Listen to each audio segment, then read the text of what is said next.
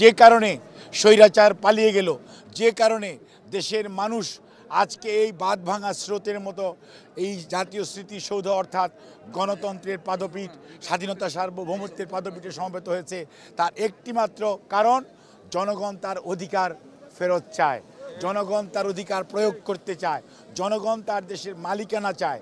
সেজন্যই আগামী দিনে যত দ্রুত অন্তর্বর্তীকালীন সরকার যত দ্রুত জনগণের মালিকানা জনগণের হাতে ফেরত দেওয়ার ব্যবস্থা করবেন, তত বাংলাদেশের বিরুদ্ধে যত ষড়যন্ত্র চলছে সকল ষড়যন্ত্র বেড়াজাল ছিন্ন করে সানবিট সব দিবে সামাল।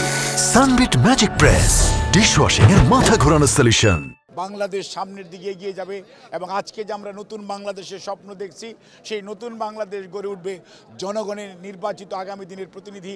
তারাই সিদ্ধান্ত নেবে বাংলাদেশ কোন দিকে যাবে, বাংলাদেশের আগামী ভবিষ্যৎ কি হবে।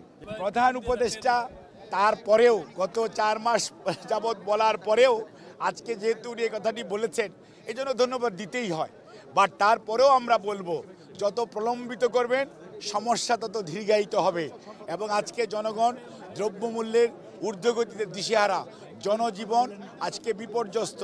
কাজেই মানুষ তা যত দ্রুত একটি গণতান্ত্রিক পরিবেশ ফেরত পাবে তত বেশি মানুষ খুশি হবে, মানুষ আনন্দিত হবে। কাজে প্রধান উপদেষ্টা ওনার বক্তব্য দিয়েছেন, রাজনৈতিক নেতৃবৃন্দ সহ এই বাংলাদেশের মালিকানা শুধু তো তত্ত্বাবধায়ক সরকারের কাছে না, এই দেশের মালিক এদেশের জনগণ।